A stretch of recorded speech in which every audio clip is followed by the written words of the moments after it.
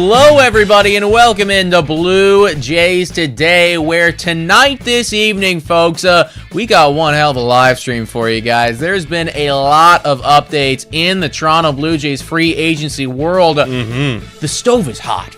The stove is hot right now. We're going to be talking Pete Alonso. We're going to be talking Roki Sasaki. We're going to be talking Roki Sasaki. I'm so in my head at this point. I figured it out. I know I figured it out, but, you know, I've said it so many times the other way. We've been practicing. We've heard all your comments. We've been practicing, everybody. But we're going to be talking about Roki. We're going to be talking about Pete Alonso. We're going to be talking about Vladdy's trade rumors as well, because stuff is going on there. There is a lot of stuff to break down, and I will tell you this, folks. I will tell you this. A signing is coming. A signing is coming. Now, I can't promise you that a signing is coming tonight, this evening. I can't promise you that. But I know that a signing is coming. I'll go out on a limb here and say within the next 7 days, I am fairly I'd say 95% confident the Toronto Blue Jays are going to sign a player of substance in the next 7 days. I can't agree more. Whether we get Sasaki or we don't, I think we're going to go and get that bat, whether it be Santander or we go get a Pete Alonso. Somebody's coming our way, and I know we're going to get all into the conversations of Sasaki and everything like that, but I mean, Ken Rosenthal was talking today, and this got me a little bit inspired with the whole Pete Alonso stuff coming out. Maybe this is the Blue Jays' way of trying to go over the edge and convince Sasaki to actually come to Toronto and be a Toronto Blue Jay. Like, hey, if you come and if we get Pete and then you come here, like, we actually have a legit team right now. Well, I'll tell you what, man. If they manage to swing that, you know, it's just like, you know, bang, bang, like Pete Alonso, Roki, all the way to Toronto. Like, I mean, obviously, like, me saying I'm back doesn't express enough how back I truly am, if that was to happen. Oh, I know. I mean, well, what better offseason could you imagine? You go get the number one pitcher, you go get one of the big boy bats that we were talking about, the guy who has literally the most power, then you go add a legit closer and depth in the bullpen. I mean, if you told me that in the regular season, like, that's what you were going to do, Ross cooked. We're cooking. We're absolutely cooking. Yeah. So we got to cross our fingers. And tonight, we're going to talk about everything that went down today that's going to help tell the story of, like, where exactly are the Blue Jays in all of these sweepstakes right now. Yeah, of course. Now, we are getting ahead of ourselves. We're going to go step by step here, but we got 200 legends in the chat, folks. If you haven't already done so, hit that like button, smash the subscribe button. Yes, the boys are having a couple beverages on this fine Thursday evening, so cheers to all of you. And as I can see, there's a lot of people in the chat right now saying, make me a moderator, make me a moderator. Okay, we lost all of our moderators when we had the whole hacking scandal that went down a week ago. Right. So now we're trying to add them back. Every 50 likes, I will be adding a new moderator. We've already added in Laura Lee Z because she is an OG. She's been on the channel forever. So the first new moderator of Blue Jays Today 2.0. So shout out to that. That's going to be happening in the background as we break down all of the recent updates. Did you tell them that every 50 likes? Every 50 likes, I will add a new moderator. So you guys let us know when we get there. We actually got to hit Ari Pie with a mod, though. We said we would do it because he's been sending us all the info right now. That's a little special mod right there. That's true. Got to give Ari Pie a little mod right there. He's been literally, while we're live, feeding us content. It's like our own producer. It's awesome. It is pretty awesome, man. So shout out to Laura Lizzie, shout out to Ari Pie, and shout out to the 250 people in here right now wanting to know what's going on with Mr. Pete Alonso. Let's start right there, man, because I've been talking about Pete Alonso quite a bit this offseason. Out of the remaining bats, other than, you know, even we can go even before that. When the whole free agency started, there was Juan Soto for me, who was in his own, you know, separate caliber, separate tier, obviously phenomenal, and he was the number one. But it was always, for me, the number two guy was Pete Alonso from an offensive side of things. Right. Would I have preferred Corbin Burns? Sure. But from an offensive output side of things, Pete Alonso was my number two. Always number two. Still is number two. And now it's looking like there could be an actual chance he could be batting behind Guerrero. There is. I want to kind of paint the picture of what exactly went on today. I mean, we came out with a podcast earlier talking about Vladimir Guerrero Jr. and Pete Alonso. This was like at, 10:30, 11 o'clock we were recording this and talking about this. And the whole conversation was, well, if Pete Alonso signs back with the Mets, well, then, we're not going to worry about a Vladimir Guerrero Jr. Cohen thing. That was the kind of conversation right there. And we were pretty certain that, Pete Alonso and the Mets, they were going to get it done. Yeah, they were far apart, but they're going to get it done. Well, that's not the case anymore, folks. I mean, Pete Alonso and the Mets, it looks like that is not going to happen. You have a lot of people coming out right now talking about Andy Martino, who was on SNY. He's an SNY journalist. He mainly covers the Mets. And he said that the Mets have pivoted to Plan B. Post Alonso, they are now considering it a most likely outcome that Alonso will sign elsewhere. They add Winker because they just added Winker. Right after this news came out, they're they're unlikely to sign Alonso. They go and add Jesse Winker because apparently they were pivoting off. This is what Ken Rosenthal said here.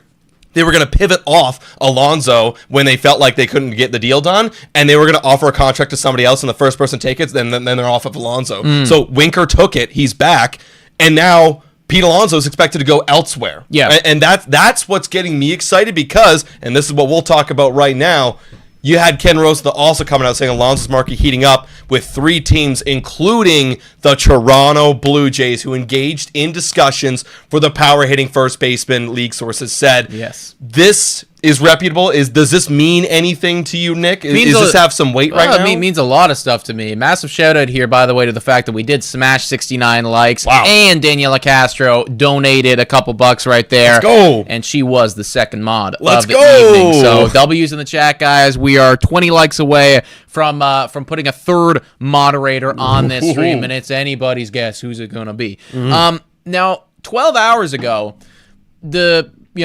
prevailing wisdom, I guess, or the prevailing thought was Pete Alonso is going to be a New York Met. It is just a matter of time. And when the whole Vladimir Guerrero Jr. trade conversation started, and we will talk about that a little bit later in this stream, I mean, you were even saying this doesn't even seem real. This is just them kind of trying to negotiate with Pete Alonso, right? Get some leverage. Some leverage on him to, for him to pick up his pants and get a deal done, right? It seems like it was now, I think, pretty real because now we're hearing, wait a second, actually the New York Mets, they're already on Plan B. They're thinking about what life is going to be like without Pete Alonso. Now, could an argument be made that this is even a deeper ploy to get some leverage? Maybe. Yeah. You can never rule that out. You never know what's going on behind closed doors. Scott Boras could be cooking. The Steve Cohen, he could be cooking. So that's something that you got to keep in mind. But it does feel like with everything that's come out in the last 3 hours, New York Mets are looking elsewhere, and they are more than capable and more than okay with moving on, which is great news for us because you have to, in any negotiation process with a big-time free agent these days, you got to get Steve Cohen out of the way. That's it's like the number one thing, right? It's we got to do step 1, and then we can actually get serious about this free agent. If Steve Cohen is seriously out of the way right now, I think that we got a legit shot. Yeah, well, think about who has already a locked-up first baseman. Obviously, we do. Vladimir, well, not locked up yet. Only one more year. But, he's not going to go to the Yankees. They got, Goldschmidt. He's not obviously going to the LA Dodgers. Maybe you're the Red Sox. There's some conversations that, they're going to ship off Cassis and get a new first baseman this offseason. They've been linked to Guerrero. Hey, maybe you go to Houston, but they already got their guy Christian Walker. So the pool has really thinned down. I think, and he did say, Ken Rosenthal said there are 3 other teams. But, based on the Toronto Blue Jays and how much money we've been splashing around, if the money was the giant issue for Pete Alonso, do you think the Blue Jays could offer something that he might say yes to?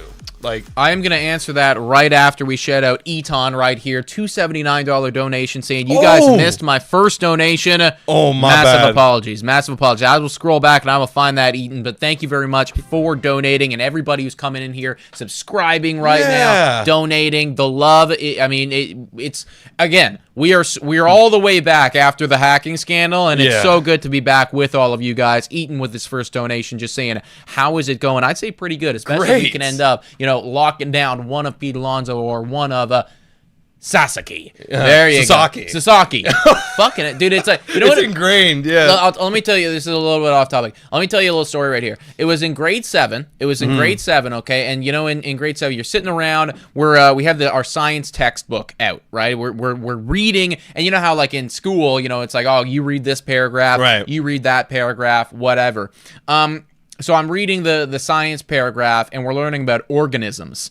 And for whatever reason, my brain, I'm looking at the page, and I can see the word organism. Right. I know what it is. I know what it is. Did you say orgasm? I can't stop saying orgasm. Oh, my God. And I said it like 4 times in one paragraph. Oh, and the God. teacher was like, at the 4th time, the teacher's like, you must be fucking with me Yeah, right now. yeah. I'm like, I'm so sorry. I don't know what's happening. Like, I'm not in control of my mouth right now. Yeah. I'll be honest. I had no idea what was going on. My brain was just completely malfunctioning, but just a funny little side story right there. That just reminded me of that. I get that. Look, you built a muscle memory saying it one way, and I'm the same way. So, we're working on everybody. I can't believe the backlash we got that in the last video. No, listen, that's fair, man. If he comes to the got it Toronto wrong. Blue Jays, we're going to need to learn how to say his goddamn name. So we are trying our best right there, folks. To circle back to the whole Pete Alonso thing, the Blue Jays have the money. We know that they have the money. It's whether or not they're willing to spend it. Now, if you're not willing to go out and give $450 million to Vladimir Guerrero Jr. this offseason, I mean, that's a whole other thing, and we will talk about that.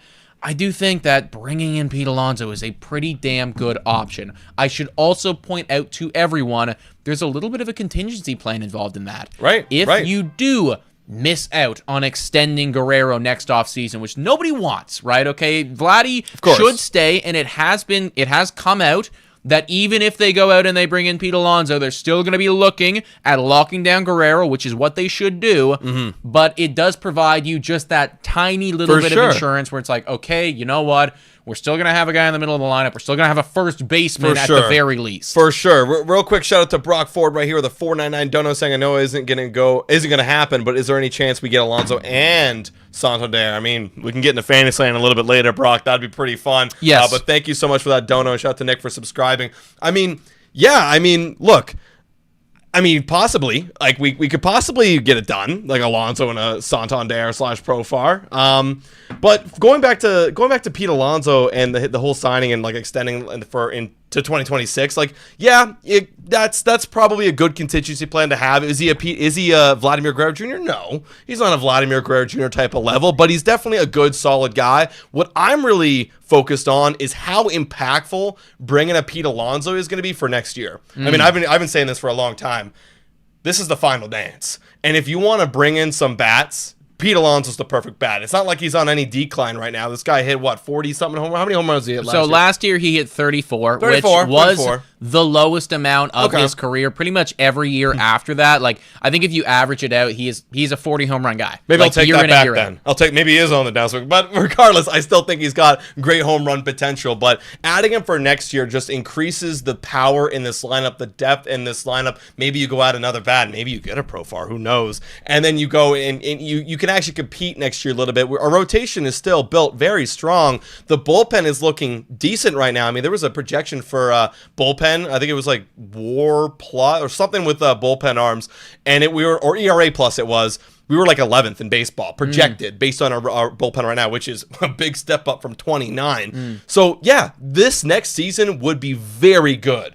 And then we'll deal with the Vladdy situation if we don't sign him later. One step at a time. Can you do me a favor? Can you pull up just like the overall MLB, like all MLB teams for a second? Okay. While you're doing that, quick shout out here to the fact that we are giving out another moderator right now. We hit 100 likes. We did that pretty quick, everybody. Shout out and thank you to you guys for everybody liking up the stream.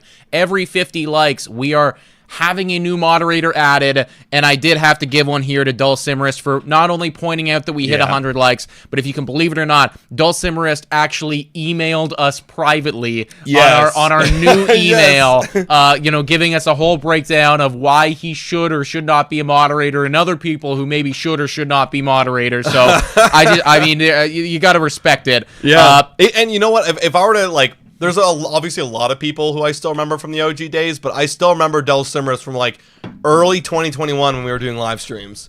So, shout out. Shout out right there.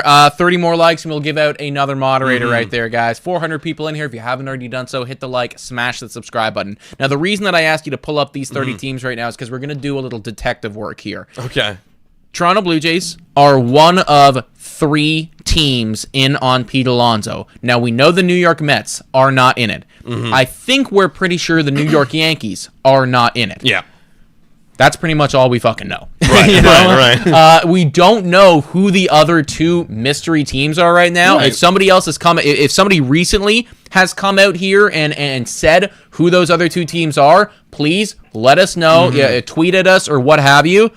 Who do you think we're up against right now in the Pete Alonso sweepstakes? Good question. So right now in this beginning row, got to knock out Diamondbacks. They just got Josh Naylor, traded for him. Don't need to go get Mr. Pete Alonso. But maybe, you never know. Maybe throws him in DH spot. Athletics, let's stop that conversation right there. Braves, they already have Matt Olson. Orioles, they kind of have a lot of already good bats, and they have Ryan Mountcastle, and they do a little platoon over there. I would be surprised if the Orioles let Santander and Corbin Burns walk, and then brought in Pete Alonso. Yeah, that just would feel weird. The hole, that's not a hole you really have, whereas you let those holes walk. Boston Red Sox, I brought this up. They are looking for a first baseman. Tristan Casas ain't him. They're leaving room for Vladdy, but that also could be a reason why they're not looking at Pete Alonso. Maybe they really do want to get Vladdy, but they might be taking their shot. They might be calling. So I would honestly take a bet that Red Sox are one of those teams that are going to be in the mix. Yeah, I could see the Red Sox there for sure. I see a lot of people in the chat bringing it up, and I think it's a reasonable shout. Obviously, we'll get there and talk about them more, but Seattle Mariners, to me. Mariners, they need a first baseman. They need a first baseman. They need hitting. Their entire fan base has come out and has been screaming at the top of their lungs like, we got to get a guy. Right. Which is super reasonable. And I think when you look at some of these other immediately to me, it's just scroll back up for a second there. Cubs, potentially. You never know with the Cubs because they've been pretty active. But you have Michael Busch, though. He's really feels good. Unlikely. Yeah. White Sox, absolutely not. I haven't heard anything about the Reds at all. No, just count these guys out. Cleveland, no. Rockies, no. Detroit, because who is their first baseman? Torkelson? Is it still Torkelson? It might be. I mean, maybe. But I think that they're right now, their sights are set on Alex Bregman. Right. They would be a surprise to me, honestly. They would be a surprise. Houston would be because they got Christian Walker. That's right. So they would be a surprise. They're out. They have Vinny, so they can't be there. I mean, Angels already bought a lot. I'm gonna just count them out right now. You know what? I actually wouldn't count out the Angels just like that. Really? Because you never know with those guys. They're a little fucking wonky, eh? They are, but I mean, you gotta imagine they're done, right? Dodgers, they have Freddie Freeman and Ohtani in the DH spot. Not gonna happen. Marlins, Brewers don't have the money. Twins, I think they've got a first base. I'm blanking on his name right now. Mets have already said they're out. Yankees, they went and got Goldschmidt. They have Harper. No, who's their first baseman on the Padres? I don't know. Take a look at this. Maybe Padres, but that doesn't feel right because I think they're really focused on pitching right now. Giants, I want to say no. Mariners, I think, is a good shout. No. You already have first baseman. Us, yes. I think that's the teams right there. It could be Mariners, Boston, and us. Who is their first baseman right now? Cronenworth, I think it is, right? Is Cronenworth? Yeah, I think he is. He plays first.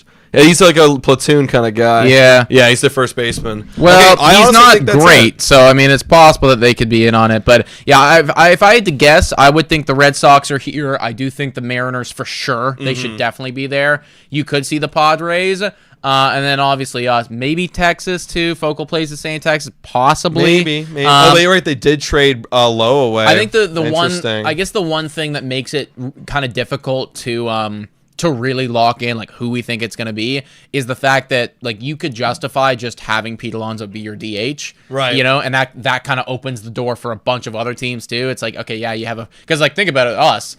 We do have a first baseman. Right. But we're also, just going to make it work. We're desperate, though, because, out of all the teams right now, I don't think there's a more desperate team than the Blue Jays to cram a square into a circle puzzle piece. And honestly, the only other squad that's, crazy desperate is Seattle, I think, to get, hitting and to get stuff like that. And honestly, Red Sox, too. They're also... Maybe Red Sox, because they've been missing out quite a bit on a bunch of free agents. So I just wanted to do that right there just to see, kind of what we could be up against, who we're dealing with. The good news is that kind of the conventional wisdom right now, or the conventional thought, is that LA and both New Yorks are not in. And that's great news because usually those are the guys that are going to always walk it across the finish line if we're in the mix with them. So the fact that the three massive juggernauts are not there is a good thing. Yeah, I agree. Also, I do want to give a quick shout to this guy right here in the chat. Our man said, "Hi, Mets fan here. Pete does not want a DH." I did hear that on foul territory.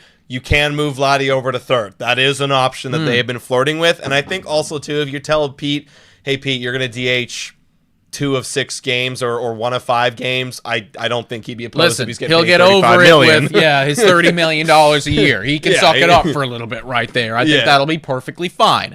So that's right now kind of the conversation around Pete Alonso. Before we move on from it, I know that you brought up the tweet that I put out there like an hour ago, and I just did want to highlight this for everybody because I posted a short, and there was a lot of people being like, please no, don't get Pete Alonso.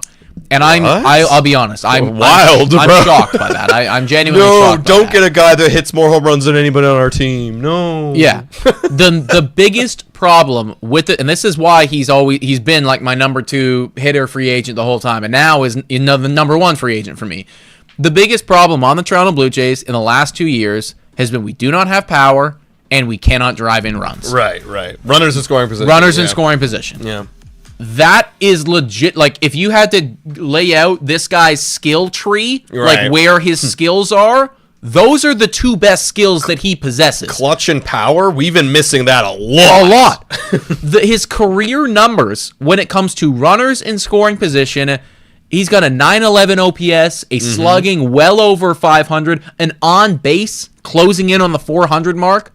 I mean, this is who I want when we have a runner at second base. This is who I want. Think about the lineup, what it would look like. I mean, depending on George Springer, because I think that's a whole other conversation, but assuming you're moving George Springer down because he's just, let's move on. He's not a leadoff guy, right? Like, seriously, you have Bo Bichette, Vladdy, and then Pete Alonso. That could work for me. That's a great top 3. It's like, okay, every 3rd inning, feeling pretty good. Every third inning. But then in the 4th spot, but that is the problem. Like, getting one guy, it's like, that's a great step. I almost want, and this is asking a little too much after if you do get Pete Alonso, like, I almost want one more. I actually really wanted Jesse Winker. That'd be a nice step. I like Jesse Winker too, but he's gone. Honestly, like, beggars can't be choosers. It's one step at a time, and I think that if you do that, like, if you go out and you bring in Pete Alonso, and, you have your, you got Bo, you got Vladdy, you got Pete. Assuming they're all healthy together, that's enough to then make me start to hope on a breakout and think that it could actually mean something. Because right now, when I look at that lineup, I'm like, shit, we need 3 guys to break out. Right. We need Rookie of the Year. We need a lot of things to go our way. But if you bring in Pete Alonso, then I'm like, okay, can we get somebody who can be the leadoff guy? That's what I'm wanting. Yeah, is there somebody who can break out, and who can come in here and who can get on base at a high clip? That's what I'm looking for right now. And then you put that together, and it's like, oh shit, there's 4 now. Now let's play some Fantasyland because we got time to talk about this.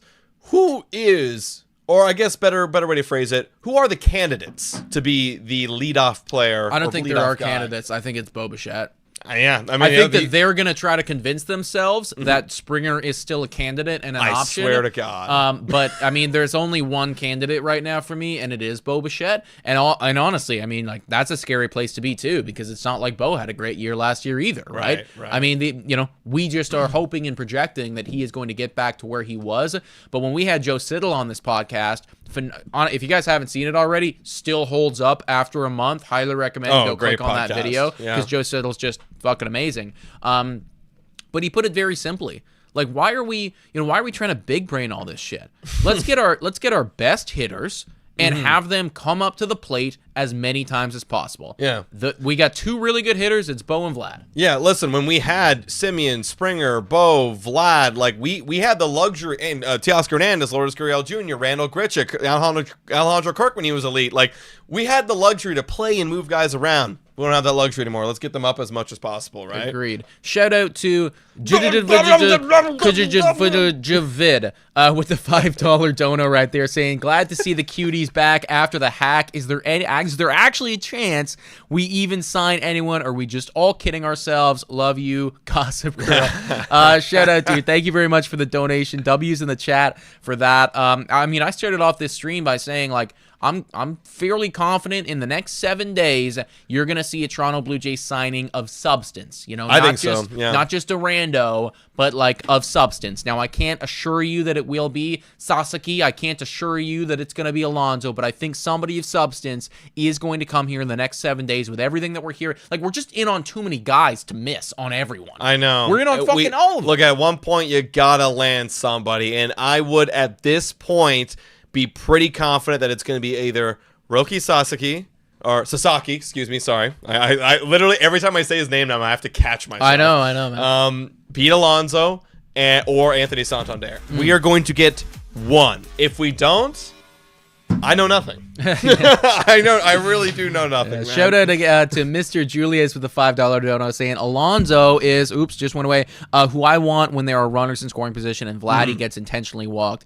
And me too. Great. Honestly, that's the problem. great thing about Alonso is that, you're going to start to mitigate some of those intentional walks from Guerrero as well. Because right now, I look at the Blue Jays lineup, I'm never throwing to Vlad. Exactly. Like I'm unless Springer and Bo get on base and there's no outs. Right.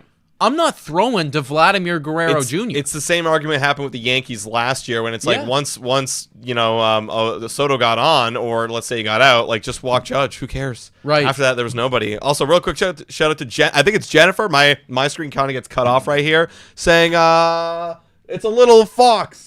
Saying number one. Thank you. Thank you, Jennifer. Thank you, everybody. Also, we did just get to 150 likes. Mod time. Who wants it? Who wants it? You guys let me know in the chat, and I will decide while Adam pulls up the next piece of interesting conversation today. Let's talk a bit about Roki Sasaki. Yeah. There we go. Fucking nailed Sasaki. it, baby. Nailed it. Roki Sasaki. I'm actually pulling him up right now. My screen is reloading. It's taking a little while right now.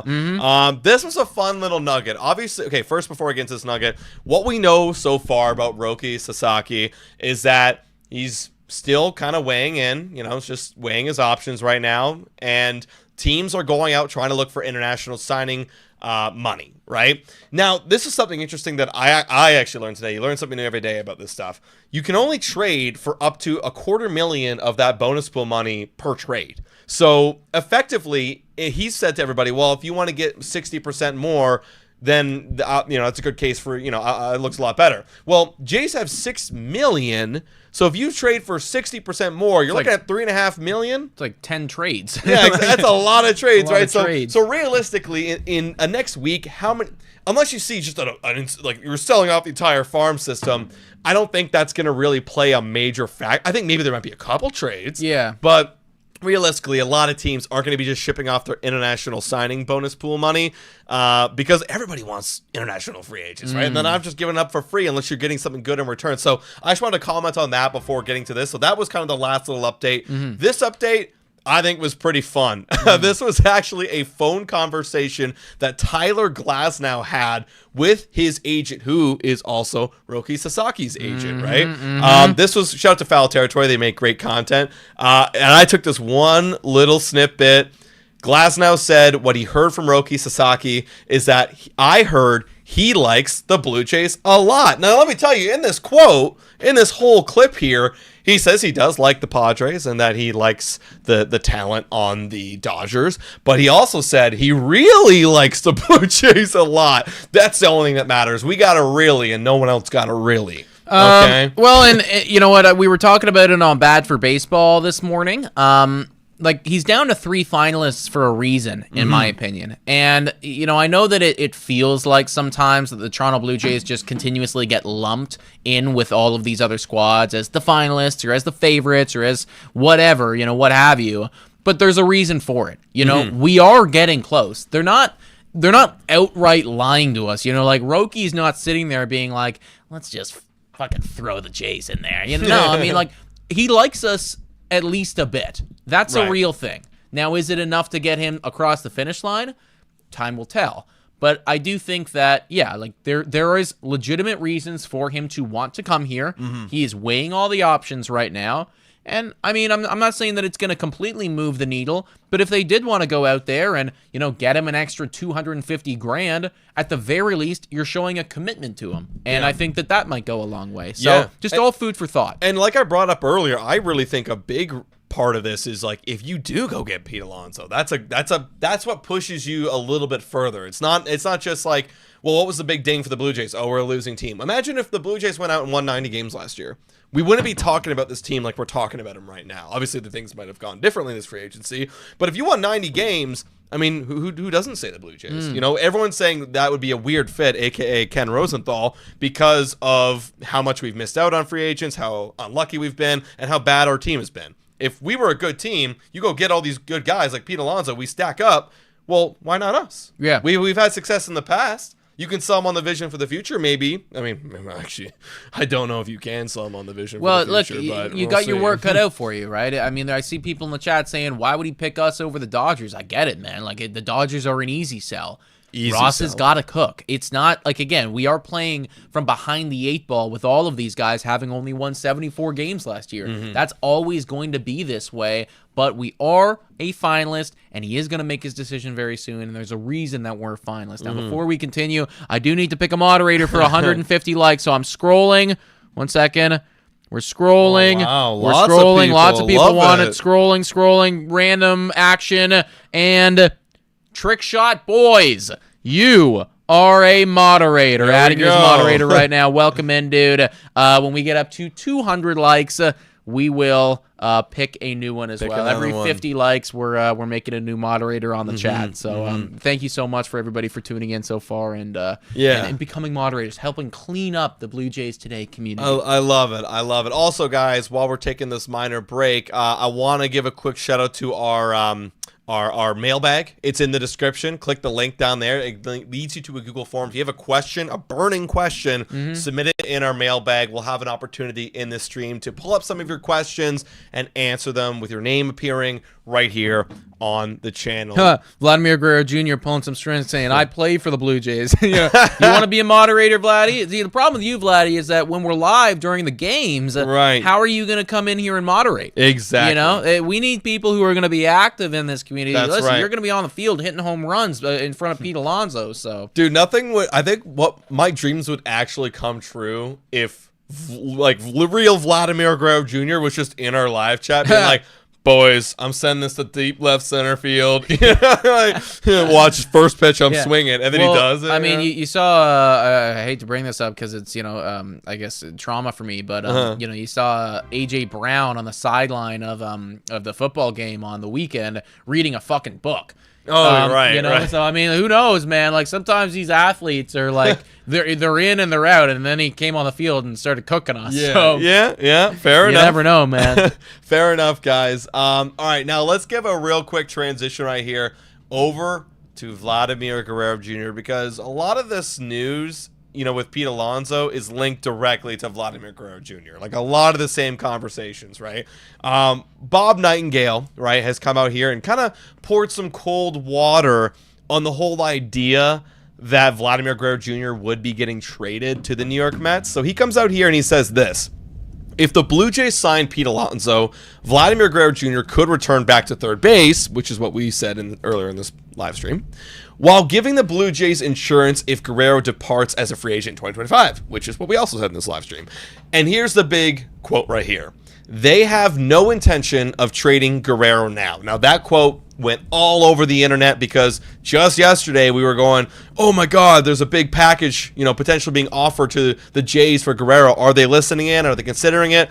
No. Again, there is no intention to trade Guerrero because the intention right here for Ross and Mark Atkins, or Shakins as they're popularly known as, is to win next year. And if they don't win next year, they're cooked. Like, this is like the only way they save their jobs. There's honestly, in my opinion, I think there's no route for them to save their jobs that involves selling Vladimir Guerrero Jr. unless you literally somehow got Soto in return, from the New York Mets. There's no route that you save your job here. So they have to win next year. This is all they got. So that kind of cooled down that whole thing. And personally, I'm very happy that I'm on the I guess train of you either extend or you trade. I hate that it's probably going to be neither one of those options. But I hope that if we're completely shutting the door on trade, then that means that we are, that much more committed to the extend. And that's where we need to be ultimately, So, again, this is where they're at today. Don't be shocked if the Vladimir Guerrero Jr. trade speculation pops up again in a couple weeks from now, or a couple months from now. Like, it's always going to pop up this year. It's a fluid. That's the thing. Like, it's going to be a fluid, thing. And ultimately, like, this is how they're feeling right now. They get a crazy offer in their inbox. Things could be different, and so we're gonna have to continue to monitor that. I saw while we were just talking, there. I don't have the thing, but Ken Rosenthal legitimately. I don't have the Athletic either. Okay, if anybody has the Athletic, Ken Rosenthal just posted an article, and it's all about Vladimir Guerrero Jr. and the Toronto Blue Jays. If anybody has the Athletic, somebody please let us know what the hell he just said. I really want to know. But that would be great if you guys could fill us in on that. If you happen to have the Athletic as well, because I think he probably just said some important stuff there. Hey, shout out to my mom with the $13.99 dono saying, so happy you guys got your channel back up and running. Thank you. Appreciate it. Yep. W's in the chat for Atlanta. It was, again, very scary times over the weekend, but we're back and we're having a great time with y'all. 555 legends in the chat right now, folks. Amazing. If you guys haven't already done so, please hit the like, smash the subscribe button. We're giving out a new moderator every 50 likes, and I saw some people in there saying, can we get, or I saw Vladimir Guerrero Jr. himself saying, we need Blue Jays today to hit 30K subscribers. Man. Vladdy just said it. If you haven't already subscribed, I don't know what else to tell you. Bro, it'd be hilarious. Vladdy posts like, "I'll sign this contract right now at the Jays if everyone gets Blue Jays today up to 100,000 subscribers." We're there immediately. We'd be there by 6 p.m. 100%. There'd be a big every Blue Jay fan needs to get on YouTube. Everybody would, it's just like anybody that sees it, you do it immediately. That'd be crazy. That'd be wild. So Vladdy, help us out, guys. Seriously, help us out. Subscribe to the channel if you haven't already done so, folks. Let's move on and talk about what Ben Nicholson-Smith had to say today, guys. It's been a wild day on the hot stove, like we said off the top. We're not even halfway done what has happened with the Toronto Blue Jays today, and hopefully we can get into that Ken Rosenthal article. But Ben Nicholson-Smith tweeted out earlier today, Blue Jays are actively negotiating an extension with Vladimir Guerrero Jr., and he's the most important hitter in their lineup, so the recent New York Mets trade speculation feels like wishful thinking on the part of the Mets, and possibly an attempt to gain leverage on Pete Alonso. So this is good. Because earlier we posted a video earlier today talking, and this was from Scott Mitchell, that the Blue Jays, yes, they were actively negotiating an extension, but it wasn't going the way that Vladdy would have wanted it to go, and they didn't give an offer that started with a 4. Right. So I do really hope that, again, these things are fluid, they're changing all the time. I'm hoping that the more that people are reporting on this, the more that it is heating up and gaining steam, because we do only have a month left before he will inevitably, cut ties with the, extension talks and just go straight into the season. But we need to get that number to be $400+ million to really get him to start thinking about it. Yeah, seriously. Also, quick shout out here to Daniela Castro with the dono. What's it say right there? I don't have it on my screen just yet. She says, how likely do you guys believe that Ross could trade Vladdy at the deadline? They probably don't want to lose him for nothing. Again, I think it's likelier than trading him right now, for sure. Right. It's all dependent on the season. If we really are just trash. If we're 10 games below 500 and the Boston's good and Yankees are good, shout out and thank you Corey for subscribing to the channel. Baltimore's good again. I don't want to say that it's going to happen, but you're going to hear a lot about it, and people are going to be calling us about it. And at that point, the right thing to do would be to trade him. So right. I don't know if I can give you a locked-in percentage there, Daniela, but definitely higher than it is right now. Another quick shout-out here to Michael Borland with a $2 donation saying Ken Rosenthal shops at Baby Gap. Listen, does wear some small clothes. Ken Rosenthal, I haven't even read the article yet, but I'm sure that there's some Canadian slander in it somewhere. Ari Pie, shout out to Ari Pie already. And also MLB Insight sending us some stuff right too. You guys are awesome for sending us this stuff. Ari Pie came out with this. I hope you guys can see this on your end. It came out pretty big. But this is an interesting note that I actually don't even know if I believe this. So, sorry, our camera might be cutting you off right now. But with his free agency looming in less than 9 months, the Toronto Blue Jays first baseman Vladdy Guerrero Jr. is generating discussion on a number of fronts. Apparently, the Blue Jays have not spoken to Guerrero's camp about an extension since before Christmas. Is this true? According to a source briefed on the conversations, however, those talks are expected to be accelerated before Guerrero's self-imposed deadline on February 17th. I just don't know how much I believe that, because I just heard Scott Mitchell come out and saying an offer was just made for 10, 11, and then some for deferred, and then other people confirming it. Nobody knows what the hell's going on. I actually don't believe this. Dude, this is why I sometimes hate this job. Yeah, because what am I supposed to believe here? You got Ben Nicholson-Smith, and you got Scott Mitchell, and you got Hector Gomez all reporting one thing. Yes. And now you got Ken Rosenthal coming out here and saying that a source has told him that they haven't talked. And I just don't believe them, and I just don't believe it. Well, I think you're choosing not to believe it. I'm choosing because, there's multiple people saying one thing, and then Ken saying one other thing. Right. And it's like, okay, well, I got to believe in the other thing, bias aside, too. Like, you have Ben, who's closer with the Jays than Ken Rosenthal. You got Hector Gomez, who's closer with Dominican players than anybody else. I'm taking that side. No bias. Yeah. No bias at all. Yeah. I mean, it makes sense though, right? Well, yes, it does. I also find it a bit hard to believe that they're not doing anything. Yeah. But I also there's also a part of me that knows Ross Atkins and that's not even a joke, I know it's no. I'm laughing about because it's true. Yeah, it's sad. I could see a reality where, he has been. First off, there's the Christmas season and there's the holiday season, so he's not busy right there. Where he's busy with the family and everything like that. He comes back. It's the new year. Now we're full go on the Roki sweepstakes. We're still looking at Pete Alonso. We're still looking at I could believe that this hasn't been on the top priority list because he's bad at his job. Right.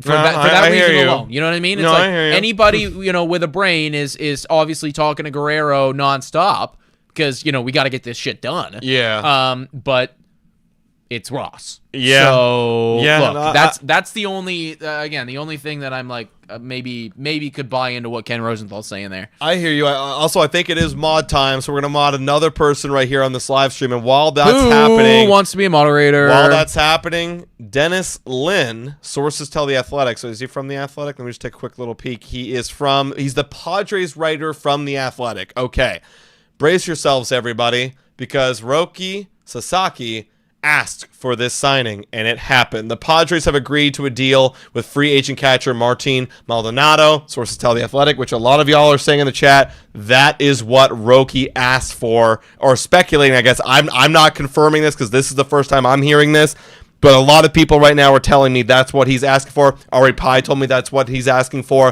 If that's the case, damn. That's a big swing. That's your catcher. That's your battery right there. Yeah. You said, hey, give me my battery, mate. They got him. Yeah. That's big, actually. Well. That sucks. Yeah. Let's go. We got a counter with Pete Alonso. Pete Alonso, we baby. got a counter it's all with Pete Alonso now. Very quickly, Adam, just without thinking off the top of your head, name a letter. A. Adam. A. Okay. Adam. First person that said that they want to be a mod, starting with the letter A. Scrolling. Let's hope that there's some Adams in here. Hopefully there's an A somewhere. Adored Carrot. There you go. Congratulations. You are now a moderator. There you go. All right. So that's that update right there. That's kind of shitty. But let's circle back to the Vladdy stuff because Ari sent a lot of that. Wait, agreement is a minor league deal with NRI. What does that mean? With an NRI? What the fuck is NRI? Oh I knew my what God. that was. I knew Dude, what that was. What is this? I knew what it was. I got to look it up again. I forget what it is, though. Someone while you're looking at someone tell us what non-something non-roster invite. Non-roster invite. Okay, so he's not on the 40-man roster. He's not on the 40-man. Okay, so So maybe he doesn't make the team. Well, honestly, like all that says to me is the only reason that they got him is because of Roki. Yeah, because of Roki. That's actually it. Like all that says to me is the only reason we picked this guy up is just to try to convince Roki to come here. Right. And you know what? Credit where credit is due. Like that's the thing. It's these little differences that, will add up. That's all that matters. And it's like, oh my gosh, like I'm this 23-year-old kid. Can you believe he's born in 2001, by the way? Fucking insane. Oh my God. I know, insane. But 23-year-old kid, coming from another country right now, like the lights are so bright. And, this MLB team with stars like Tatis, Machado, Jackson Merrill. We got stars on this fucking team. They just went out of their way and picked up this guy because I asked them to. I've never even thrown a baseball in MLB. And they picked up, that goes a long way. It does. And for a young kid like that, like I'd be a little starstruck if they did all that. So again, credit where credit is due. That's a good move by the Padres. Yeah, and we got to counter. We got to land Pete Alonso. I don't care what it is. You got to go get him. You seriously, man. You got to go get him because you got a week. Like what is your selling point here? You got to, whatever it is. I'm not privy to it. You got to go sell it, right? Let's circle back to that Vladimir Guerrero Jr. stuff. Let's just read through this together because I was kind of skimming through it, but it's better if we read through it right here. This is Ken Rosenthal's article for those who are just tuning in about the Toronto Blue Jays and the latest on them.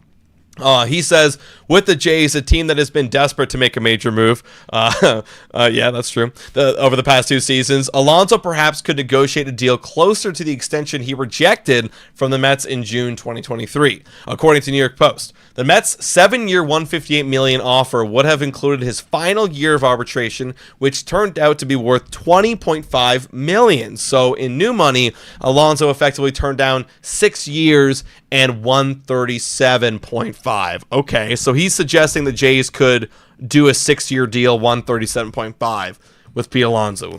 Yeah. See, I've heard that stuff as well. Yeah, they could. But I don't think that's. Like, I don't think that we're there right now. Like, I know that, yes, like, when you do all the math, like, for Pete Alonso's standpoint, he wants to get more than that, and he's going to be asking for it, but it doesn't sound like anyone's willing to pay him that. You know, like to Ken's point, it's like, we could sign him right now for $500 million. I know he'd accept that, but I don't know if we're going to do it, because that's not where the market's at. So, right. I hear what Ken's saying, but... Yeah, there are other factors at this point. That's kind of wild that, actually, I am learning that piece of information right now where they offered him the 7-year extension and then he denied it. That's kind of wild that, he put up the year he did. Again, it was a little bit of a down year compared to his past. And then now they're like, well, F off. No, I know. It's kind of a crazy thing that's happening with Pete Alonso, because I think, like, he got that number. Yeah. And, that's not a horrible offer, but you're thinking to yourself, okay, well, I'm also really good at baseball. Right. I put together another good season, and I'm going to get a bit more than that. I can reach $200 million, and I think that he's just entering this free agency, and like it's the advice that he got clearly from Scott Boras and company wasn't good advice. It wasn't because they kind of did him dirty on this one, and he's not got the market that anybody anticipated. Yeah, no, not at all. Right, like. That's crazy. Dude, I think, sorry to cut you off there, but I think honestly, like, that's part of the disconnect right now with the Blue Jays and Guerrero. Like, same thing. It's like, I think that these MLB teams, and I know that Guerrero's a very different case because he's very young and all that shit, but it's like the poor defensive first baseman, it feels like... Dude, MLB teams just don't want to pay for that. I know. I know. Even though, like, they're going to be a top 3 hitter on your team, no one on MLB wants to fucking pay for that right now for whatever reason. I think it's because the whole talking point is that because they age poorly, and like, yeah, they do. I mean, the recent years you've seen even Goldschmidt being one of the greatest hitters has kind of aged kind of bad in his 30s. But he aged at like 36. I know. Like, granted, he's Hall of Famer, but then you look at Anthony Rizzo, like, ooh, like that aged really, really bad. But then again, there's other great cases where it's like Christian Walker's aging great. Christian Walker's aging great. I'm not saying that, Alonso. Freddie Freeman. Yeah, I was about to say, like, I'm not saying Alonso or Vladdy are these guys, but you got Freeman, you got Bryce Harper, both of those guys are doing okay, and they're okay right now. Also, granted, I mean, maybe is it because he's just a bigger guy? Like, are they saying like he can't age, right? Because I mean, I look at like first of all, Bryce Harper was an outfielder, then turned first base because of the injury. I mean, he's in the best shape of his effing life. Freddie Freeman, great shape. You know what I mean? Because there was a whole comment out there for a while there, and there's been like this narrative that, and like I think, okay, this is crazy to me. I forget where I read this. It might have been in a Ken Rosenthal article actually, but don't quote me on that because I don't want to paint anyone in a bad picture here. But there was a whole article that was talking about like Pete Alonso's market and why it's not developing.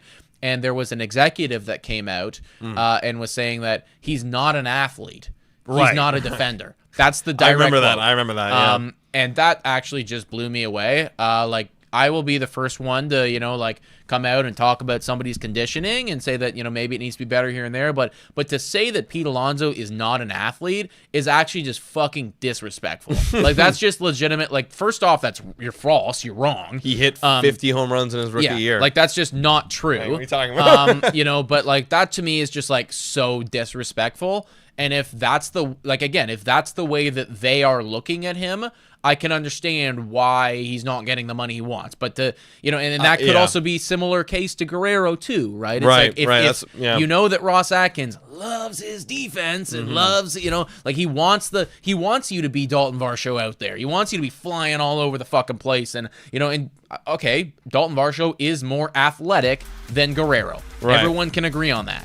But all that being said, it's like, I still want him on this team because he hits the baseball pretty damn well. Better than most people. Better than most people. Also, shout out to Absolute Dan who said, guys, Heyman tweeted about Alonso. That's a super chat dono. Yes, thank you for the dono. And yes, we actually both had it queued up, but we got into a little bit of a deep conversation right here. So here is the tweet by John Heyman saying, Mets, at least for now, seem to be pivoting from Pete. Chances they stay together are obviously diminished, as I guess Brandon London and him discussed. So kind of just doubling down on the fact that Pete Alonso probably isn't going to be a Met, which is probably shocking to a lot of Mets fans. Obviously, we follow Wardy. Shout out to Wardy, NYN, Tyler. I saw a tweet this morning. He was very confident that it was going to get done. Now, the whole script has been flipped, and it looks like, again, anybody could be in there. We talked about the Boston Red Sox, us, the Mariners. Could all be in there getting it done. You never know. Yeah, of course. I mean, like, the door is open now, and I am really happy that it is open because ultimately, like I've been saying this entire show so far, Alonso is right up there for me as one of the top targets. Now, I guess the one thing, I haven't even brought this up yet, I guess the one thing that there's a bit of a hesitation for me to thinking that Ross Atkins will get it across the finish line because of everything I just said. And the fact of the matter is, if there's anybody out there that's looking at Pete Alonso and thinking that guy's not athletic and his defense isn't good, it's Ross Atkins. Right. Because what does he look for in a player? He wants the elite defense. He wants you to fly. He wants all of it. He wants Andres Jimenez. Man, and he went and got it. You just think, and again, like we're talking about Ross Atkins, so probably, but you just think no one would be this stupid to pass up on a superstar like Vladimir Guerrero Jr., a homegrown talent who wants to play for you, who's going to be the third highest player in MLB next year. Like, you think that you have him right here. He's giving you the number. Like, you couldn't ask for a better scenario as a GM to fucking smash that button. It's so easy. Like, what are we doing? He's got his innate biases that are just like so like locked in. And again, I like defense too. And I also like it when somebody is athletic and has strong athleticism. Like, at the end of the day, the perfect baseball player is somebody who, steals 50 bags and, has 100% in outs above out. Like, I know this. Yeah. I get it, But again, like, on our baseball team, we have a lot of those other guys their attributes are in defense and base running whatever. We don't have a lot of guys whose attributes are in driving in runs and hitting for power. Hitting for high batting average, and being like a aura. You know what I mean? Like a team leader. Like he has a team leader aspect and an aura aspect where when he's in the room, people start noticing. And every free agent's ever come to Blue Jays, they always get asked about Vladimir Guerrero Jr. And it's always like, that guy's special. You know what I mean? Like, everyone talks about it. That's an element of a team that you need if you want to win a World Series. Name one World Series team that doesn't have a special or a talented superstar on it. Yeah, I can't. Wow. I can't. That'd be like it'd be, yeah. I can't. It's not there. Last 10 years, I can't think of one. Yeah. That doesn't add a superstar. You got to have somebody that's like your guy, and again, that guy for us is Guerrero. We are going to pause those talks right now. I'm sure we'll get back to it at some point in this live stream. Also, I see Vladimir Guerrero Jr. in the chat, desperately wanting to become a moderator. To become a moderator, we need 29 more likes on the stream, everybody, and then I will pick another moderator at random in the chat. So hit that like button, and if you haven't already done so, please subscribe to Blue Jays Today, everybody. Your name will pop up right here. Over the past weekend, we were hacked, and we saw our professional lives flash before our eyes, basically. So we're so excited to be back, and we desperately want to hit that 30,000 subscriber mark. We've been trying for so many years at this point, and it would just mean so much if you guys have been watching or tuning in and enjoying the stream to hit that subscribe button. It would really go a long way, folks. Right, absolutely. Ditto that, guys. Also, speaking of Wardy NYN, this is a tweet from him, and he's quoting Will Salmon. Apparently, according to Will Salmon, the Mets countered Alonso's initial offer, initial exclusive 3-year high AAV offer with opt-outs by proposing a straight-up 3-year deal of their own with no opt-outs, and Alonso declined. So that was the final line in the sand that we were talking about earlier today. And they said, and Alonso said no. So it's like, okay, then you're gone. And they probably told him, like, you don't accept this. Like, that's it. I really, really wish that we knew what it was that I agree. that offer was. I agree. Like, for real. I really wish that we knew what that offer was, because that would go a long way in figuring out whether or not Ross Atkins is, or the Blue Jays are actually be willing to pay for it. Yeah. What was the word on this for? Like 30, 35 is like the AAV? So I think that I remember that there was the initial offer of 3 years, $90 million. That was what the Mets, what I heard. Was like, but that was a couple weeks ago. So maybe I'm not sure where it's progressed at this point. And I think ultimately, like, Alonso, like, that's probably good average annual value. That's $30 million a year. Yeah. But, for him, he's like, well, I was thinking I'd get $170 million total, and now I'm getting half close. of that. Yeah, I'm nowhere close. Which is why he wants those player options, so he can go out, hit 50 homers, and then, then he's back. Honestly, I don't love player options, because, like, I want to know that we have this guy locked up, but... I'm willing to take anything right now. Yeah, I mean, with Pete Alonso, again, we got to win this year. He would help do that. That's all that matters. And then we cross that bridge with Vladimir Guerrero Jr. extension conversations when we get there. Because if he's gone, then whatever. If Alonso's gone too, then F me. You know what I mean? Like we're all gone. We're starting from done. Square one at that point, and at least then we know what the mission is, which is to rebuild. Exactly. And if you do extend Guerrero, then it's like, okay, and Alonso leaves, like, okay, well, we have our superstar now. Let's go add other guys. So yeah. Also, shout out to Lauren here with the Dono $6.99 saying, "Welcome back, boys." 69. Nice, love it. Thank you, Lauren, W's for in the chat super chat. For Lauren, and for the 540 people who are watching right now, and the 243 of you who have liked up the stream. I'm gonna get Adam and I another beverage right now. Thank you. And while he's doing that, let me give a quick shout out to the sponsor of this live play-by-play. Yeah, that's good. Hey guys, time for a quick shout out to the sponsor of this video. Hit your picks and knock it out of the park with Betway. Scan the QR code down below or click the link in the description to join the action. Available in Ontario only. Must be 19 years older to participate. And guys, please bet responsibly. Now, back to the content. Shout out to Betway, guys, for being absolute legends. I'm going to fix this camera right now real quick. 1 second, guys. Yeah. So our apartment's really, really tiny, so it's hard to move around and get past some things right now. So shout out to Betway, guys. Super legends over there. They support the boys, and hopefully we can get some cool things sponsored by Betway happening this year. I think, there's some little nuggets too that came out after all of the, I can't believe we've been here for an hour and 20, and we finally got through all the big time updates. This is the most... Yeah, that's what I'm bringing up. So, they finally brought up, we finally got through all this stuff right here. And we got a little update at the end with Hector Gomez just sprinkling putting the cherry on top with all this Blue Jays rumors, he came out with something that said, what I'm hearing from the Blue Jays is they have an offer out for third baseman Alex Bregman. Now, again, take everything that Hector Gomez says with a grain of salt. I mean, he's said some things and he's been right. He's also said some things and been very, very wrong. So they have an offer out for Alex Bregman. Honestly, I wouldn't be surprised at all if they had an offer out. I think most teams probably have an offer out for Alex Bregman in some capacity. Hell, even the fucking A's could have an offer out for Alex Bregman, but it wouldn't be a good one. Then he also doubles down, on all these other comments saying the interest in Pete Alonso is very real. And the Mets did call about Vladimir Guerrero Jr., but the Jays have no interest in making any move with Vladdy. So those are things that we already knew. But that's an interesting little nugget that the Blue Jays have an offer out for Alex Bregman. We've talked about him here on the channel before countless times. I feel like I've probably had this conversation like 20 times at this point.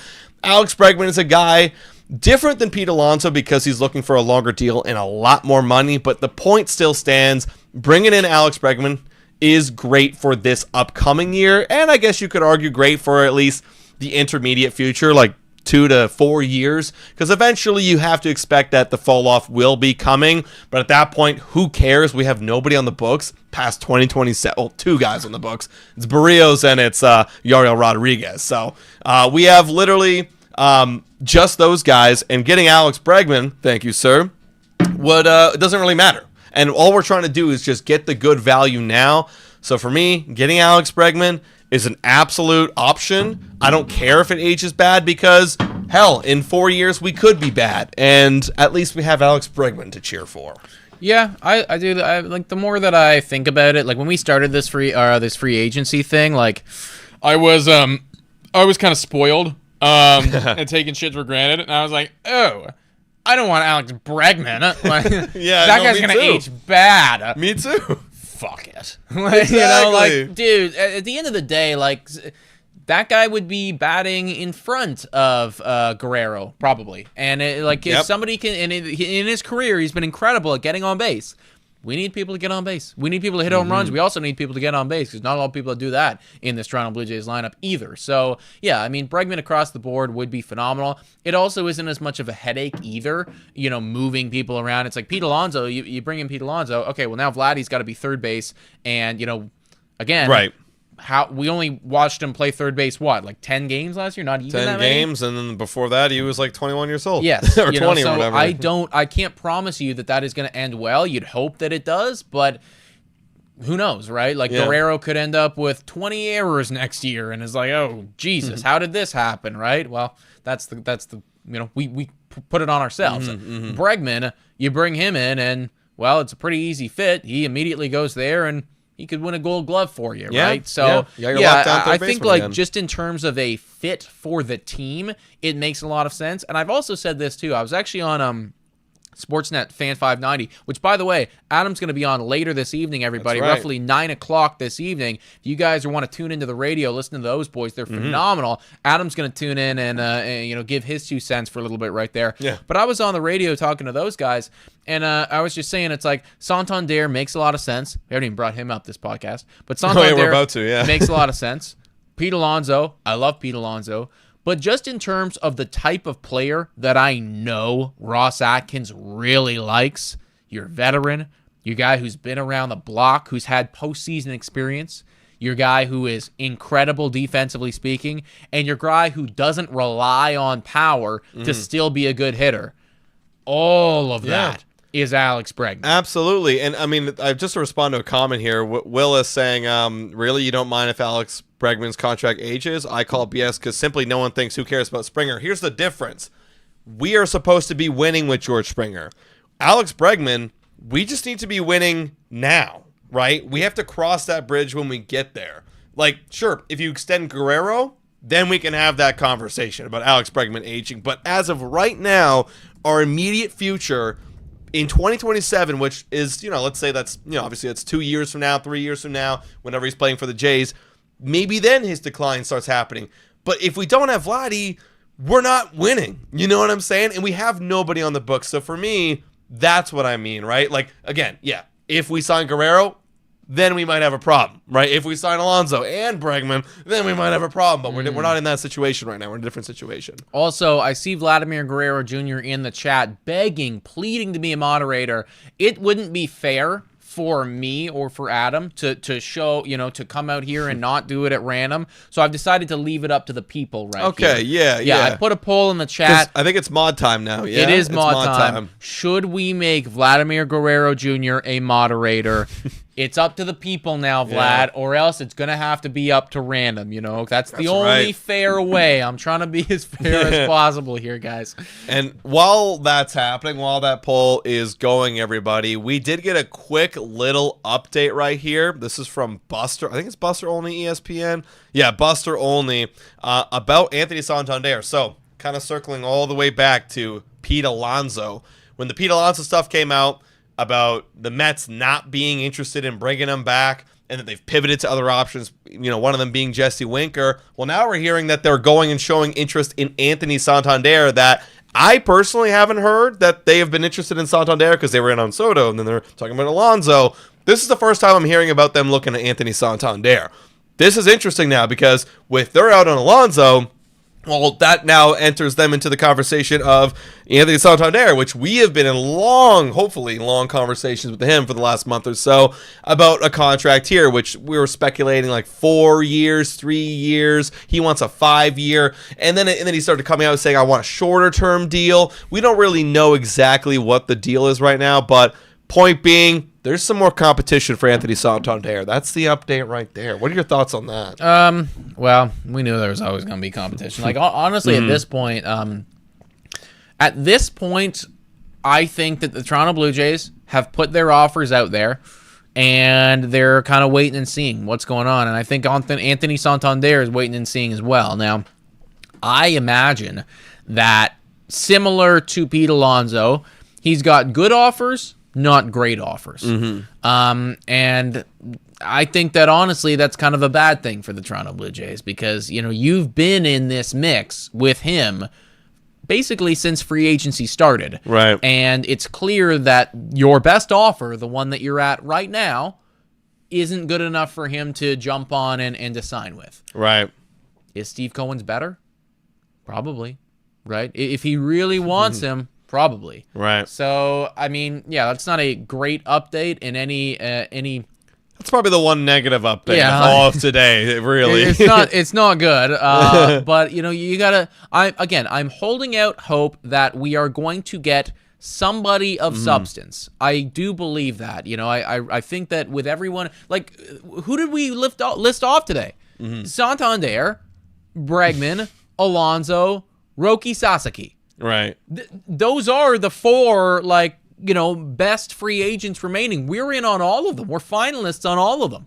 If we whiff on every single one of those guys, I mean, it's actually like Ross Atkins should buy a lottery ticket. It's like, how do you do that? I know you're almost like you're making history with how fucking bad you are at this, right? And it's so interesting. Maybe this just comes back to Blue Jays in Canada, but like years ago. I mean, not even that far ago, like 2 years ago, we had no problem getting free agents. Not any problem at all. The last 2 years, it has been a struggle, and it's not for lack of trying. Like, they are really trying, and they're in on everybody, but nobody wants to go play for them. Is it because they had one bad year? No, I think it's because of Vladimir Guerrero Jr., realistically. But it's scary. That's why you had to sign Vladdy in the beginning of the year, man, or in the beginning of the offseason. Because without that extension, I said that was the first thing you had to do. Obviously, it was unrealistic, but you had to do it if you wanted any chance to have a successful offseason. Any chance. Also, shout out to Chris right here, who's been a member for 6 months with so many people simping for mod. Great time to start the OnlyFans. Feet pics, boys. Feet pics. Okay, sidebar. That stuff's insane. All right, so I saw something on, it was one of the Twitters or whatever. Like, there's some OnlyFans models out there that are making more money than, like, the top paid athletes in NBA. I've seen, like LeBron. I thought I saw something like that. Yeah, it's like this one chick made like 45 mil last year. Like, it's fucking nuts. Like, how is that even possible? I guess when you sell your whole body and your image and your soul, then you can hit the lottery. I guess. No, like I was genuinely like, this is insane. Like this whole business model, like all of it is just crazy. Everybody, so. Maybe we will do a Blue Jays yeah, today. We'll send some feed pics for anyone who wants it. Guys, let's give a quick shout out to some of our mailbag guys. Unless you wanted to throw something out. Just quickly before we jump to that, this is the closest poll that I've ever seen. Wow, 51%. It is 51% of people, 52 right now, saying that Vladimir Guerrero Jr. should be a moderator. We're gonna answer this question from the mailbag. When we're done answering the question, then I will, whatever the results of the poll are, either make him a moderator or choose somebody at random. That's what we're going to do, everybody. Let's answer the question. All right, question. First one comes in here from Derek, also known as Pogger. Shout out Poggers. Their question is, glad to have you guys back. In the end, who do you guys think the Jays will land? Santander, Sasaki, got it. Nice. Alonso, thank you, etc. If we don't land any of them, which I really don't want happening, me too, what's next for our team, as well as GM Ross Atkins? Would you consider that an A- offseason, considering the Hoffman signing? Okay, so who do I expect to sign, and then what's next for our team, as well as Ross Atkins, and would I consider an A- offseason if we signed that person? Thoughts, Nick? Who do you think we're going to land realistically? So basically, what are we going to do? What are we going to do? If you had to bet your life on it, what are we going to do? What are we going to do? I don't. If I had to bet my life on it, I don't think that Roki's coming, because I think that there are better options out there. Yeah.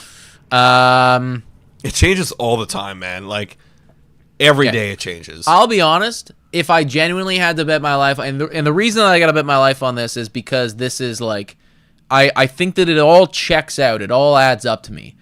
If we're going to sign one of those big dudes, it's going to be Alex Bregman for me. And it's simply because he is the type of player that is the easiest fit. You want to talk about like the easiest fit, lock in. I know that Ross likes him. I know that we have an offer on the table for him. I know that he wants a lot of money and we have a lot of money. I think it makes sense. And I know that George Springer is here and they could, you know what I mean? Like, I just think that it checks the most boxes for me out of all of those guys, even though I think I'd prefer Pete Alonso. I think Alex Bregman checks the most boxes. Yeah. I'm going to go. I do like that option. I think it makes the most sense for Ross Atkins. I'm going to go Santander because it's the cheaper option, and he showed a lot of interest in wanting to be a Blue Jay. And I think there's also holes out there in the outfield, and I feel like that guy under $100 million, like that's landing in the checkbook for Ross Atkins or Shackins, should I say. I would go Santander. Now, with that in mind, what does that mean? Is that an A- offseason? If they bring in either one, honestly, is Santander or Alex Bregman. I mean, both of them are pretty good, in my opinion, for different reasons, but very, very good. And, you had Jeff Hoffman, and you brought in some other guys as well. Granted, you also traded away Spencer Horwitz, but it was for Andres Jimenez. It was Jimenez, yeah. I don't know if it's quite A-, actually. I'd probably go I'll go B+, because I think that you have to understand what was the goal? What was the project here? When a teacher gives you, you get a project, you have a bunch of different deliverables that you have to hit. One of the the number one deliverable here is extend Vladimir Guerrero Jr. Right. That was one of the bullet points, and you're not going to hit it. You're not doing that. So it's like, for me, I can't give you an A if you're not hitting all of the bullet points. Yeah, of course. I think that's one of the top 3 bullet points we had walking into this project of an offseason. Yeah, I remember, they used to have these breakdowns in elementary school of what considered an A, what's a B. B is you didn't do anything wrong necessarily. You kind of did what you were asked, but you didn't go above and beyond and do something exceptional, right? Like going above and beyond is signing Vladimir Guerrero Jr. before free agency. That's like you were thinking ahead. You did that. I like it. And going and get the top free agent pitcher, which is Roki Sasaki. Or Sasaki. There we go. I got to correct myself. Going and getting that guy, or, same kind of boat, maybe different boat, obviously different boat, is like Juan Soto. Like, that's like A+. Well, that's a major A+, as no one expected to do that. Like, you need an upset. You need someone to go, wow, the Blue Jays. Getting Hoffman and getting all those bullpen pieces like Jimmy and Nick Sandlin, great. Then that fills up. That's a B right there. That's what you were expected to do. Going and adding a bat, okay, B-, not a superstar amazing bat, but a B-. And then the rotation was like, okay, you went above and beyond and added a rotation guy. And then they didn't in this situation that you're panning out here, Pogger. So I'll go B. You were a 75. Yeah. You're a solid 7. What'd you say, B+? I said B or B. Yeah, I was around B, I think, which I think is honestly pretty reasonable. Congratulations, Vladimir Guerrero Jr. That was a fucking wild poll. Let me just say, I've been like keeping my eye on this poll the whole time. That was insane. I don't think we've ever had it was back and forth the whole time, man. Wow. Like I don't think we've ever had a poll that was that close. Thank the chat.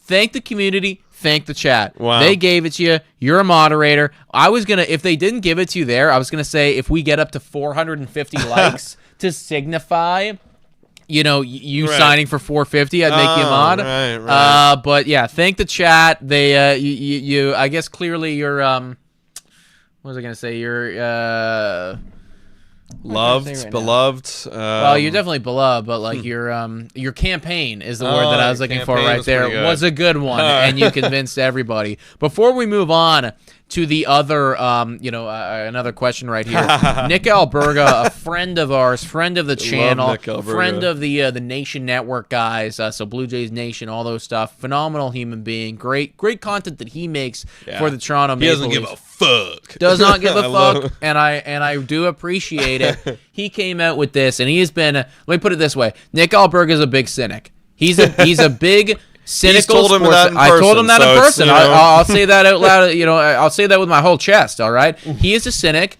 and he criticizes quite a bit. Now, I do think that occasionally he can go across the line with his criticisms, but that's my question to you guys in the chat right here: is he speaking facts with this tweet right here when he says it's utterly embarrassing how the Blue Jays have handled Vladimir Guerrero Jr., a homegrown talent who's voiced over and over again his desire to stay in Toronto long-term over the years.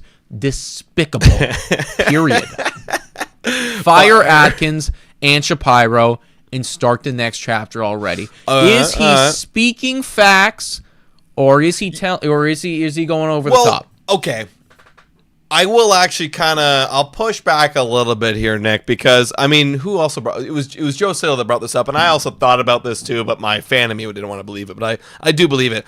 I think the whole Vladimir Guerrero Jr. situation, like he himself played into this exact situation right here. Like he was almost MVP in 2021. You're thinking, oh my God, amazing, right? Maybe he doesn't want to sign right now. He's just entering arbitration, wants to get a little more experience. Let's see who he really is. Then he drops off for 2 years, being an above average guy, but not anywhere close to 2021. Then you're thinking, well, what the hell are we going to pay him, right? Think about this time last year. We're like, what the hell do you pay Vladdy? Like $200 million? Like maybe? I don't even know about that, right? And then he has an amazing year. We're back to MVP 6, like up there as one of the best hitters in the game. Well, now... And it's not, I actually won't blame Ross or Mark for this, because it's, you were kind of put in that spot. I would wait too. At the time last year, I would be waiting too. But now you have to sign him. And I will push back again and say, hey, it's not over yet. You still got a month. I'm not defending Ross Atkins or Mark Spire at all right here, y'all. But like, you still got until February 18th to get the deal done. If they do not get the deal done then, I am fully on board with this statement. It is utterly embarrassing that you couldn't get a deal done when he presented to you the exact number that he's willing to sign for. Like, what better situation could you ask for a guy who's going to be the third highest payer in MLB by 2026? It is utterly embarrassing if they can't get it done. So I will push back a bit, saying how they've handled it isn't exactly atrocious, but that they can make amends if they go get it done right now. Yeah. I was responding to Robbie Hyde's tweet right here. Robbie Hyde, great friend of ours, great friend of the channel, phenomenal YouTube channel in his own right. He actually tweeted out about the Blue Jays saying, imagine the Blue Jays land Pete Alonso and Roki Sasaki in the same day. Sasaki in the same day could be one of the biggest, if not the biggest turnaround in offseason history. We're all the way back. We're all the way back, man, right? So what are your thoughts on Nick Alberga's feeler there? I get, I understand why we're in this situation, and Joe Siddle said something similar, like he gets it, but now it's now time to figure it out, right? You got to figure it out.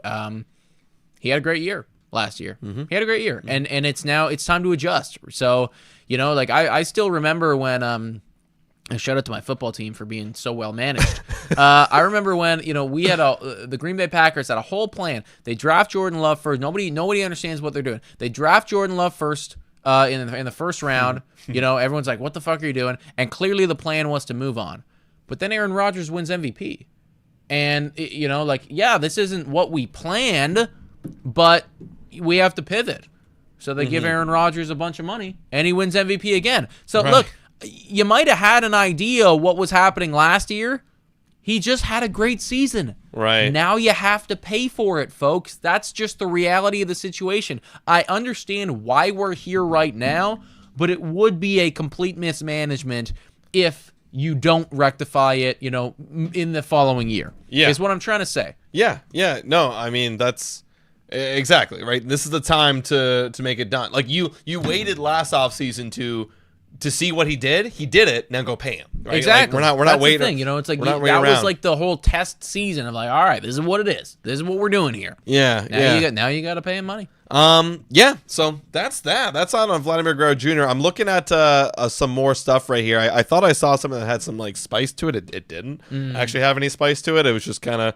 I got a little clickbait, guys. Not gonna lie, I got a little clickbait right there. All the time. Happens to all of us. Happens to all of us. But I'm looking for another question right now from the chat right now. There's some really deep questions that you guys are submitting, and I really do appreciate all. But I'm looking for one that I can kind of throw up on the screen right here. We kind of already talked about that. At this point, with all the moves that have been made and everything like that, what's your division rankings for the AL East? Oh, yeah. So I got Yankees are number 1. How many games do you roughly? How many games do you think they're walking away with? Wins. They're the clear favorites in the AL. I think they're going to scoop up a lot of wins. I'm going to say 96. I think they win 96 games. They're going to win a lot of games. I'm hitting their over. That's not a crazy amount, Yeah, the only reason why I say crazy, I think that their line is 92 or something. Yeah, and I get that. That's probably fair by Vegas too. But so I'm going to say they win 96. Then I'd still go Orioles. I think they're going to regress. How many wins did they get? 90 last year? I think they got. How many wins did the Orioles get last year? I mean, they were still very, very good. Yeah, I think they'll regress a little bit because I don't think the rotation is as strong. We'll see. 91. I think they'll get 89. They'll do a Blue Jays. They just go under 90 for the first time in a while. Then I'll go Boston as an 88, 87. Honestly, I think they're really good. I was close to 3. Honestly, it all depends on what the frig happens here. If we don't do anything more than what we've done right now, Blue Jays are 5th. I think we sign Alonso or Santander or get Roki Sasaki. We're 4. That's the flip for me.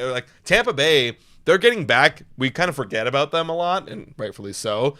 They're getting back Shane McClanahan. They're bringing up their top prospects this year. They're doing they did the rebuild last year, and Tampa Bay doesn't stay down for too long. They're the mosquito that keeps coming back. You kill one, okay, I got some relief. Oh, here it comes again. They're right back. So unless we do something, I think we'll be last. Okay. What about you? I'm gonna have I think I got, and it's tight. I think I have Baltimore just winning the division. Really? Yeah. Like I think that you're gonna see the next wave of prospects come up. I know that the pitching's questionable, and I still want to see them do something there. But I think you're gonna see like Holiday take that step, and it's gonna be like, oh shit, there's the rookie of the year right there. There you have also like Kobe's coming up and going to be playing good baseball. Kobe has nowhere to play. That's the only thing about Kobe. Like, there's literally no trade him spot for some pitching. Him. Then they're gonna have. That's what I've been saying. Trade him to Seattle. I think that they have like a solid enough foundation. Like I know that they did take a bit of a step back last year, but I'm saying that they are going to win the division with 95 wins, and then New York's going to be there at like 94. And it's like like they win, New York second, just like that. I think I'm right around the same area as you with Boston. I think that I have them like, around that like mid to high 80s, like probably going to be third. I think Blue Jays finish fourth. I'm not putting us under Tampa Bay in any capacity, but it's not a good fourth. It's like, like we're at 77 wins fourth. Yeah. And then Tampa Bay is below that. Here's a question. What's our line? 76.5? That was our line that was given to us? It's something like that, yeah. Do you think we go over or under 76? It's a pretty fucking good line, man. I know because that came out around Christmas, I remember. But if we sign, then sure, guys, it's then we're back up. Yeah, that's right. Like, look, if you actually went out and you got Pete Alonso and Sasaki, Sasaki. Fuck me, I keep doing it. It's okay. Sasaki. Like we're all the way back. Yeah. We're literally all the way back. Yeah. So. No, I hear you. I'm taking a look. Oh, dude, I forgot about this. I'm taking a look at the Rays right now just because we're on the conversation. I was thinking, like, who the hell do they actually have? They have Danny Jansen. Remember that? They signed Danny Jansen. I didn't remember that, but I do believe you. Like Yanni Diaz, Brandon Lowe, Junior Caminero, Josh Lowe. We have both the Lows. Danny Jansen, Christopher. Oh, yeah, right. They traded for Christopher Morel. Who the hell is the rotation? Yeah, McClanahan's back. Taj Bradley. They got Repio. Okay, see, look, the rotation is actually solid. Like very solid. Especially if McClanahan can be back. Their bullpen's really solid. Yeah, what's new with them, right? Like their pitching's amazing. I know their pitching's gonna be good. You just gotta hope that the lineup's trash. Yeah, like who are they gonna actually have? Are they projecting that they're gonna have their top prospects come up? Right now it looks like no. Junior Caminero is one of the top prospects they want to have come up. I think who the hell is also someone let us know in the chat, like who else is a top prospect for them, because I thought they were gonna have like a surge of those guys coming soon. Let us know, guys, in the chat. Hit that like button also, by the way. A little quick shout out to the 550 people that are in right now. Hit that like button, subscribe for the boys. Also, Davey saying Alan Roden might be better than the Frito fellow. Who's Frito? Is that the Tampa Bay guy? Who's that? I love Alan Roden, by the way. I've been in this guy's corner for years right now.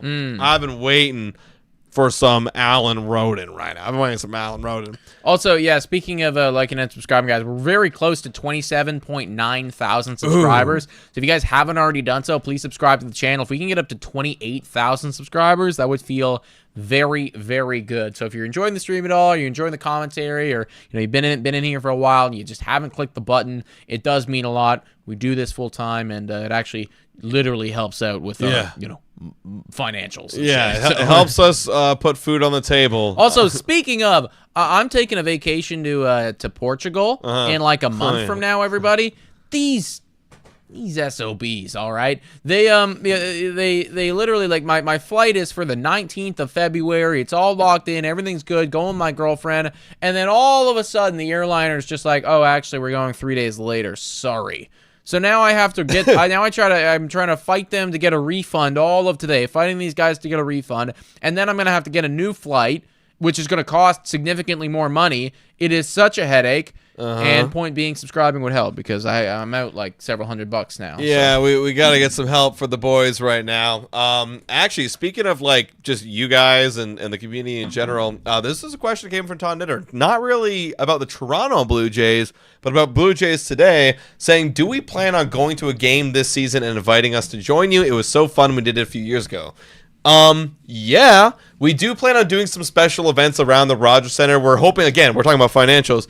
We are hoping, a little inside information here, we're hoping to get some sort of sponsor that can help us create an event around the Rogers Center. We can go watch the game, go to the place afterwards, hang out with all you guys. So if you guys are around the GTA area, or hell, if you even want to come in to the GTA area to come check out and hang out with the boys, we will let you guys know on here and our social media as well. So follow us and all that to stay up to date, guys. Yeah, of course. I definitely want to be seeing you guys in person this year. I mean, ultimately, like, if the season's crap, then we gotta deal with this pain and misery together. And then on the surprising side of things, if the season's good, well, we got to enjoy that together too. So yeah, of course, it's got to take a Roki Sasaki signing and a Pete Alonso signing, and then I'm back. Like, actually, like I'm putting on my fan hat. I don't care about anything else. I'm all the way back. Yeah, bro. Like, even if we get Pete Alonso, like, I think I'm back in.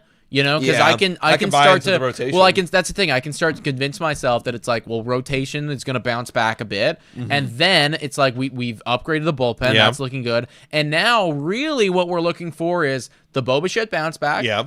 You know, Guerrero to do the same, Pete Alonso to do the same, if not a little bit better, and then you're looking for like one, maybe two, like, breakouts, you know, type of guy. And it doesn't even need to be a breakout necessarily. Like, if Alejandro Kirk wanted to get back to his all-star form, that would do it, right? Like, if George Springer wanted to do half of what he used to do, that would do. Like, now it's like I can start to see the picture a little bit more clearly. Yeah. But when you don't have somebody in there that's going to hit 40 home runs behind Guerrero, it's hard guys, for me to see the fucking picture here. I love Will Wagner, but he can't be batting fourth for the Toronto Blue Jays. Like, look, if we added in, you know, let's cut out George Springer here. It's Bo Bichette, it's Guerrero, Pete Alonso. You know, fourth is Alejandro Kirk, and he's batting like 750 OPS yet again. Like, that would be phenomenal, right? And then you've got maybe George Springer, and then it's Andres Jimenez, and then it's, you know, Orelvis Martinez, and then Ernie Clement. Like, now I'm buying in, man. Like, now I can convince myself this team is going to be good, but we got to sign somebody soon, and it should happen very, very soon, everybody. Yeah. Very, very soon. We are 12 likes away from getting to 300, where we will do another moderator, and I think that, honestly, that would be a good time to sign off, at least for now, for the evening. We'll take, like, one more question in the meantime, and then, obviously, if anything does break tonight, you know, regarding Pete Alonso, new update, something like that, we will be back live here on this channel talking about it first thing. Podcast, or not, actually, Blue Jays Today Show, tomorrow, which will also be a good one. We haven't done that in a while because of the hack. So. Yeah, right. Actually, we were just talking about the lineup. There also saw someone comment, "What a terrible lineup!" And yeah, I mean, right now this is a bottom 10 lineup in the MLB. Like, let's not kid ourselves. It's not a very good lineup. But we had a comment right here just now by Keaton/Trickshot. So shout out to you. They're in here saying, if we sign one of the big boys, who falls out of the lineup? But I think that all depends on who we do inevitably sign, right? Like, if we sign, let's say we sign Pete Alonso. Well, you're going to have to either move Vlad to third or split DH first base. So we don't really have a DH. So it kind of works out. That kind of fits up a gap right now. And look, as you can see right here, there's Will Wagner. So Will Wagner is obviously the one guy out right now because we did trade for Andres Jimenez. You might see, honestly, it'd be a platoon kind of thing. Maybe Wagner, if we sign Alonso, platoons with Ernie Clement with some third base kind of jobs, right? Like, those would be the kind of roles that would probably switch up, right? Because right now he's the permanent DH. And then, let's say you get Anthony Santander. Well, Anthony Santander would be our left fielder. And there goes Joey Loperfido. It's an easy fix. Like, God, thank God. I mean, like, I know there's people out there that love Joey Loperfido. And, like, sure, I'm sure he's a great guy, but my goodness. And even, like, hell, even Joe Siddle brought this up. Like, there is so much swing and miss in this guy's game. It's like, oh my God. Like, and it's so obvious. You know, it's like the David Schneider thing where last year all he got attacked was upstairs fastballs and there's a hole in the swing. He just can't hit it. For him, it's the inside and down fastball. It's like Kevin Biggio, same lefty problem. You can't hit the down and in fastball. And then he got pumped and up, and honestly, anything on the inside part of the plate, he can't fucking hit. So it's like, you know, get him out of, I want him out of the lineup. Yeah, I think honestly, like, that's your best bet to have somebody that's not with us. It would be Joey Loperfido, at least. You know, like, maybe they'll give him a bit of a chance and we'll see what he does in spring training. But I think that probably he will be out of the lineup if they can do it, depending on who they sign, obviously. But also, you got to consider here, they have Nathan Lucas in center field. I totally forgot that we have Dalton Varsho, because every time I look at these, he's not even on here. Yes. He might miss a few games, but he'll be back at some point. Should be back pretty much as soon as possible. We're at 299 likes. That feels good enough to go out and give one more moderator. So let me find somebody in the chat right now. Trying to go as random as possible here, everybody. See if we can find somebody. And Focal Plays TV. Hey, there Focal Plays TV. Focal Plays TV. We're going to add you as a moderator, standard moderator. And there you have it, everybody. Thank you so much for tuning in tonight. Again, if anything breaks in the next little bit, we will be live. We'll jump in immediately, guys. Hoping that Pete Alonso news breaks soon, and same with Roki Sasaki. That would be really nice. Sasaki. That'd be really nice as well, guys. But thank you so much for watching. Hit that like, smash the subscribe button on your way out, and as always, go Jays, go! Sasaki. Sasaki, yeah, Sasaki. It's just Saki, but then with a sock. I think about socks. That's what I think in my head. I'm thinking like the actual Saki, like the drink. Yeah. Sasaki, exactly. Saki, but with a